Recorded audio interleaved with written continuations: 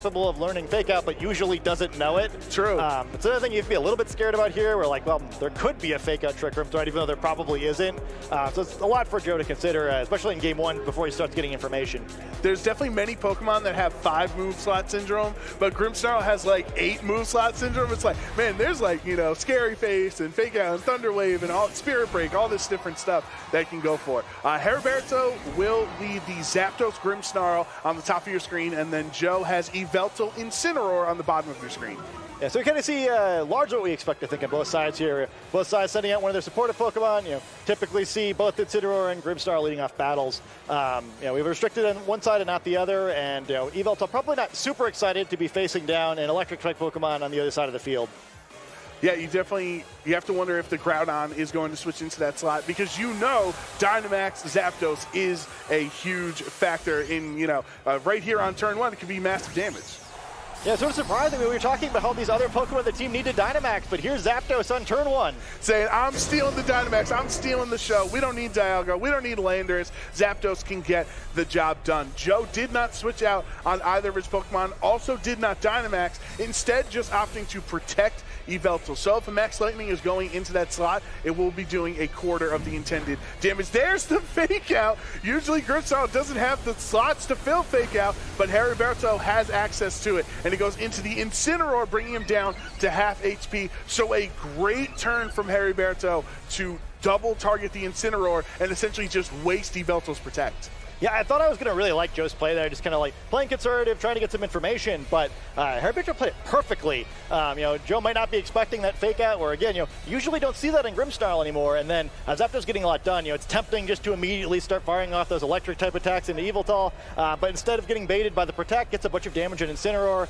Now it puts Joe in a tough spot, where Incineroar is low enough, where it's tough to keep pivoting, where Zapdos could feasibly just knock it out here. And there's not a whole lot of Pokemon on his side of the field that need to be intimidated, but you'd expect Zacian's in the back, so losing Incineroar this early would be really inconvenient. And you might not care too much about the Max Airstream boost on Grimmsnarl because he has Prankster anyway, so he's going to be able to go for Light Screen or Reflect or Trick or, you know, whatever it wants to go for. But because of that Fake Out, that means it left something else at home. So I wonder if we'll find out all 4 of Grimmsnarl's moves throughout this matchup. Groudon is switching into the Yveltal slot, so something we anticipated maybe a previous turn is going to happen this turn. And Fake Tears into Incineroar. Incineroar is the Dark type though, so the Fake Tears does not matter. It was really covering a switch from the Incineroar. If Groudon went into that slot, you lower its special defense by 2 stages, and then the Max Airstream knocks it out. Yeah, I really like that, because, yeah, I mean, when we see that switch you were expecting that time, we're like, surely this time the electric attack will come down on Yveltal, but Groudon unfortunately not able to stop anything, but it does allow Joe to safely get both of his restricted Pokemon next to each other here, and, you know, Zapdos can't hit them both, and is going to probably struggle in general to do too much damage to Groudon, so gives Joe a chance to recover here. I think that this has been a really good start on the other side of the field, though, where we're kind of talking about how the format maybe has got a little more defensive. The memo maybe didn't make it to this match, where damage is coming hard and fast so far. Yeah, Zapdos is just going straight up for as much damage as possible in those first 2 turns. And, you know, like how we talked about where Zapdos has evolved with its held item, Yveltal's really done the same thing. There's been Black Glasses, there's been Life Orb, there's been Assault Vest, Safety Goggles as well, so you don't get put to sleep by Venusaur. So, you know, you wonder how Joe, or what item he decided for this matchup. And then Fake Out actually goes into Groudon this time, so that's what Heriberto wanted the last time, but Groudon switched into the other slot. And Max Lightning into Yveltal. That's not Dynamax, so that's going to be a lot. That's going to be a clean 1-hit KO. If he Dynamax, he probably hangs on, but at what cost? Because then you're wasting your Dynamax on Yveltal. So instead, Joe is down to his final 2 Pokemon in what can, you know, only be described as an incredible 3 turns of Dynamax from Heriberto. He crashed, though, into Grimmsnarl in the sun, and he doesn't naturally hang on at 1 health because it's the Focus Sash Grimmsnarl. So, I mean, at the very least, Joey is getting a lot of information. I feel like sometimes we say that and it sounds like a meme, but this time for real. I mean, probably a move he wasn't expecting in Grimmsnarl. Probably an item he may not have been expecting, although I guess with Fake Out usually you do see paired with the Focus Sash. But yeah, I mean, this has been really impressive. And I think also crucial now that Joe's down to 2 Pokemon. No way he can get rid of that special defense drop from the Fake Tears. So, you know, Groudon, while he normally wouldn't be super threatened by these Pokemon, you know, it's going to be tough coming back 2-4 with your special defense lowered already. Yeah, especially because you haven't even seen what Heriberto has in the back. He has only had the Grimmsnarl Zapdos at this point. And if you kind of be doing him the favor of if you knock out Grimmsnarl, because then you're going to get a full health Pokemon like Dialga or Zacian in the back to come in and really be a menace towards the Groudon. Yeah, it's tough because you don't want to knock it out because it just makes it easier, but also, if there's another special attacker in the back, getting these fake tiers stacked up is just going to be a game lost where it's a really tough situation for Joe, but he does still have his Dynamax, and we see it right here.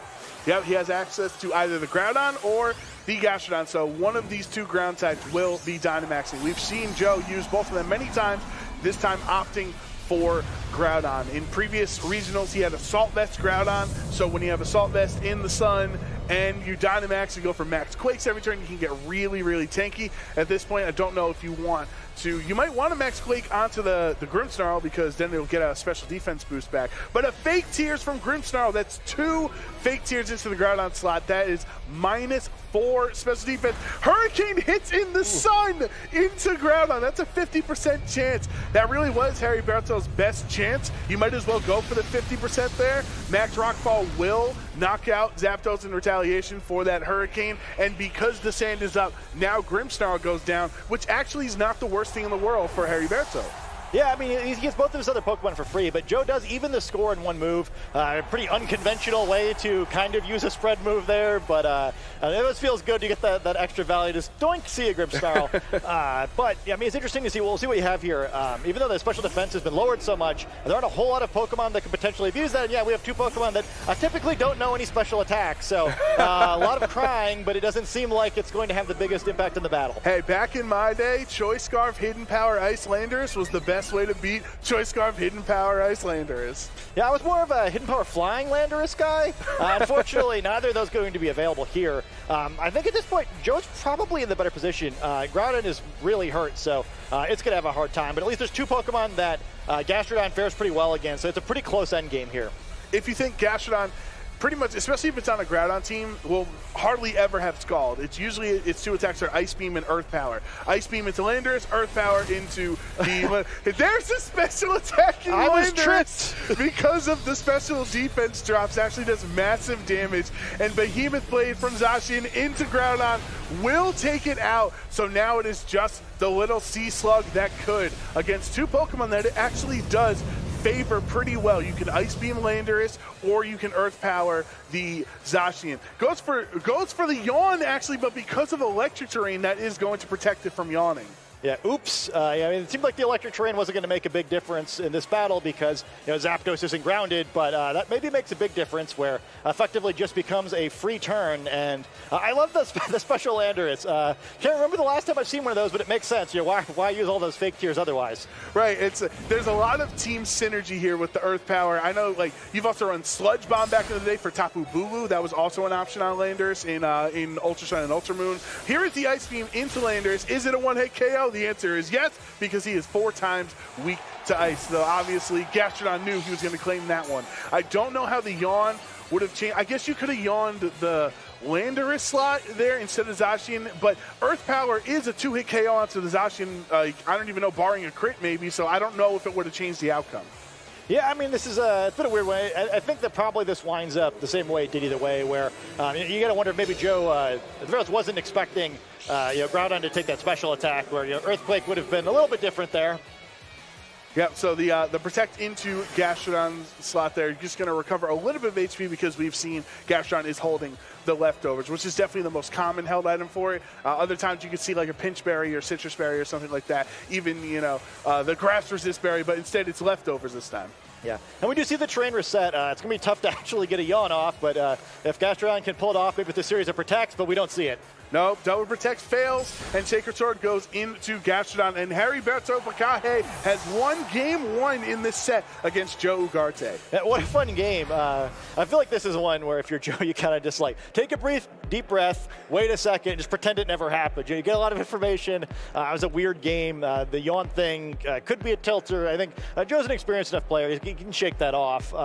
But yeah, that's a tough one. I think it's a hard way to lose a game 1 where less the yawn thing and more just the whole beginning of the game, right? Where I'm sure Joe wasn't quite sure what to expect. He got a very aggressive version of the kind of the potential options there. I think it was a really difficult team preview from Joe's side where we were mentioning it before the game started, right? Where there's a bunch of Pokemon that seemed like the big Dynamax threats on that side, where we didn't see Dialga at all. I think it's always tough to anticipate people just choosing to bring the restricted Pokemon home, although I think it makes a lot of sense in this matchup.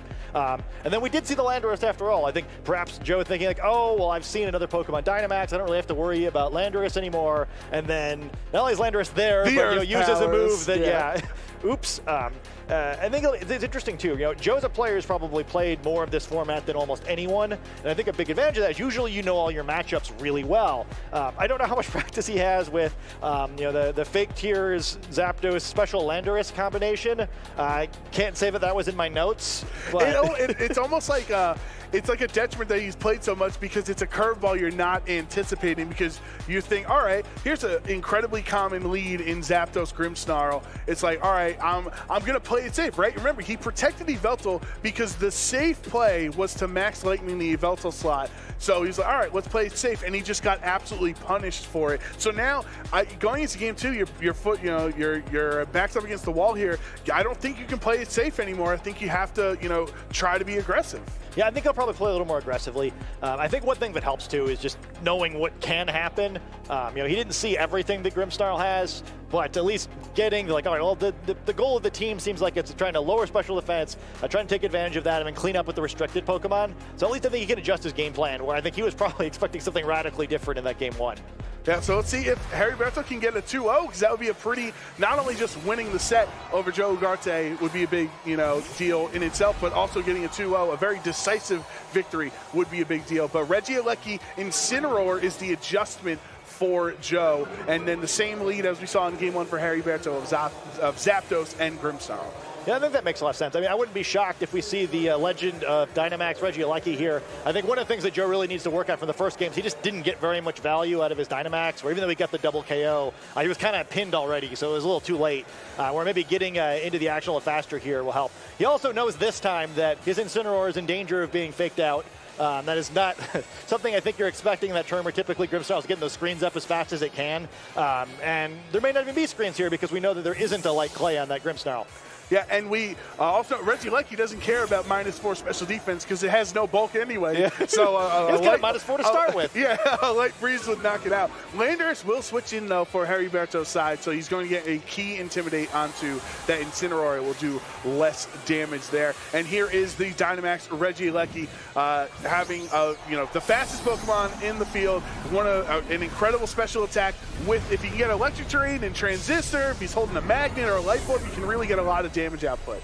Yeah, I really like the switch because of that. I think, wisely realizing that the Zapdos versus a Regieleki fight is probably not going to go the way he wants it to. Fake out into Incineroar, a crit. There you go. Grimmsnarl keeping up the good work in this set. But Max Lightning into the Landorus switch in. He was targeting down the Zapdos because Lando switched in. That does no damage. Yeah, I mean, this is tough. I mean, Regieleki is extremely powerful, but its biggest weakness is just has a terrible move pool, right? Yes. Where, it's got electric, it's got normal. That's kind of it. I mean, this is not a great match. I mean, it has to max guard.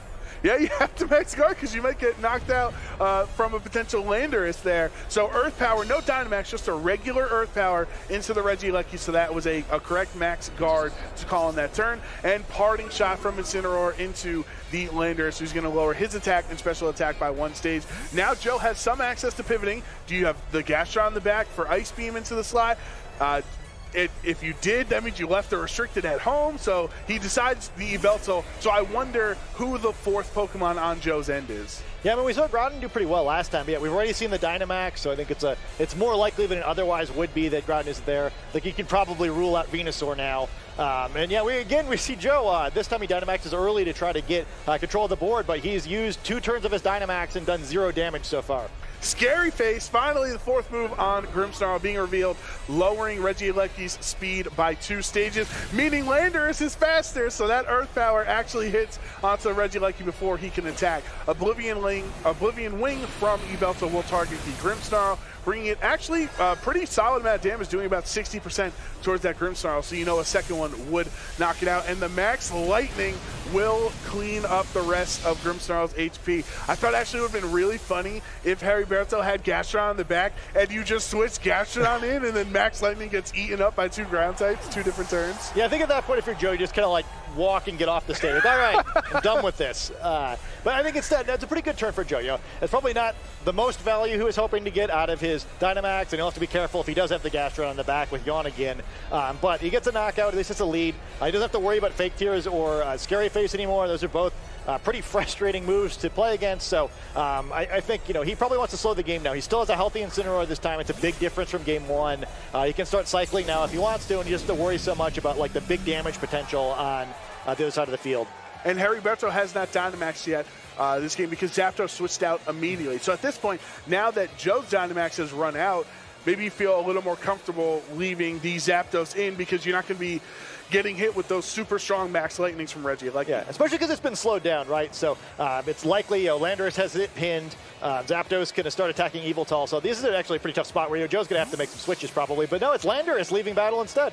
Landorus maybe wanting to switch out to intimidate the Groudon later on in the matchup, wants to save that Intimidate ability. So Zacian will take its place on the field, and Regieleki switches into Groudon. So we now see all 4 of Joe's Pokemon. We saw also Heriberto's 4 because the Grimmsnarl has been knocked out. So we know who the core cast in this game 2 is here, and now it's finally time to Dynamax Zapdos. Yeah, this could be dangerous. You know, we saw him not opt to attack Yveltal a bunch of times the previous game, so it'd be interesting if Joe called that or not. You know, well, does he expect the same behavior and maybe this time he gets zapped? Yeah, and that's definitely a scary position to be in because you don't want to, it's like, all right, well, I was safe last time. Now if I'm aggressive, maybe I will actually get punished for it. But no, he doesn't. Max Airstream into the Yveltal. Not enough for a knockout. Does bring it down low, though. So Yveltal is close to being knocked out. Does have access to Oblivion Wing, which can recover some of its HP to bring it back up. But you would assume another Max Airstream would be enough for the knockout. Dark Pulse into Zapdos, revealing a Life Orb on Yveltal. So because no Oblivion Wing, no HP recovery, any type of attack is going to take down Yveltal. That's real. We do see Groudon getting in safely, though. I mean, if there's a path for Joe to win this game, I mean, Groudon's going to have to do it. It's good against both of these Pokemon, although going to struggle a little bit more with that Landorus. Probably wisely saved there, like you said, for that Intimidate. Zacian has a speed boost right now. You have to see if he chooses to give that up or not. But it's Groudon switching out first. Groudon actually switching into Incineroar, maybe anticipating a Landorus switch in and you want to kind of counteract it, save your Groudon's attack stat. But for now, the Intimidate only going to be a factor onto Zacian on Heriberto's side because Zapdos is not going to care about that. Substitute revealed on Zacian there, so that is one of its 4 moves, meaning it opted to leave something else important at home. And here's yet another Max Airstream into the Yveltal. So no damage coming out from Joe's end of the field this time around because of the Incineroar switch in. Yeah, I think it's really well done. So now we have 3 Pokemon who are not going to do super well against Special Landorus left. It's still important to get that knockout. You know, I think both sides are going to be looking for one more so they can start getting Intimidates to stick. But at least for the moment, Intimidate not going to be an option since the Zacian is hiding behind that substitute. Yeah, that's another big reveal that I don't know if Joe was anticipating, because if you knew there was a substitute there, you probably don't switch Groudon out because you need to break the sub, and you know, you just wasted that turn switching. Now you're going to have to waste this turn to break the sub before you can actually attack it with like a super effective Precipice Blades or something. Yeah, he's playing a really smart conservative game. It's just not paying off for him. He felt like he's been like a turn behind kind of the whole match, and there's not too many turns left to catch up with. The Zacian will attack with Take a Sword into Incineroar. That is a strong hit into it, bringing it down into the red. It is super effective, so it did a lot. And then Max Flare from Zapdos into Regieleki. Like we said, no defenses whatsoever on that Pokemon, so a neutral Max Flare is going to knock it out. And then Parting Shot into the substitute, actually, so it lowers the attack through the sub. He still has not broken it, though, even though this Groudon is going to switch in and he'll get another Intimidate when the Incineroar goes to the other slot. He still has substitute up. Yeah, it's going to be a weird situation here. Yeah, he'll block that one. So I think Zacian winds up at 1 level of reduced attack here from the Parting Shot and the Intimidate before the substitute. Not a move that seems like a sound move, but yeah, I mean, we see that interaction with Throat Chop sometimes. Yep. Also goes through substitute, so cute little play there. And here is the Groudon Incineroar lead here. So Dynamax is over for Heriberto. He's up 3 Pokemon to 2 at this point over Joe. The Incineroar is incredibly low, so it's almost like Groudon versus the world at this point. And anytime he wants, he can switch Landorus in to intimidate both of these Pokemon, and there's nothing Joe can do about it. Yeah, I mean, it's just a tough spot. Fake Out, because of that, not super threatening, where you might expect it to go in the Zapdos slot, but there's not a really great answer to switching Landorus in and just taking the knockout, and then it's a lot of work that Groudon's going to have to do, and I think that's what we're about to see. Landorus switches into that Zapdos slot, so here is the Intimidate, and then if the Fake Out goes into the Landorus slot, it's not going to matter since he just switched in. There wasn't going to be an attack there anyway. Fake Out does go onto the Landorus, so an exceptional turn out of Heriberto here, because now Zacian has Sacred Sword to knock out the Incineroar, and even if Groudon targets down the Zacian, he's not going to actually damage it because of the sub. He would just break the substitute in this spot. So there is the Heat Crash into the Landorus, though. Not this again. Zacian, I know you can't see him because the adorable little guy there is, but there is a Zacian behind the sub. I'm not crazy, right? Yeah, he's hiding. I mean, I sort of get it, where at least it's intimidated, right? So if he could take out the Landorus first, at least he knows the Zacian's going to stay debuffed for the rest of the game. But I don't know if you want Zacian just to keep attacking like this. And Behemoth Blade, so you're going to have a double target into Joe's Groudon this turn. Doesn't do a lot because of the previous parting shot towards that end. Still has a substitute. And the Earth Power here, that is the best option for Landorus in this moment. Of course, does not have access to Hidden Power Ice anymore, much to my dismay. But here's the Heat Crash into Landorus again. Even with the 2 hits and the sun being up, Landorus hangs on with 6 HP. And those are some bizarre damage rolls, right? I think it was significantly under 50%, and then it wasn't even that close to getting knocked out. That's a big swing. Yeah, we see with the forfeit there. There's just too many turns that Groudon needed to finish that one off. Yeah, and Heriberto Pacaje has taken a 2-0 victory over Joe Ugarte.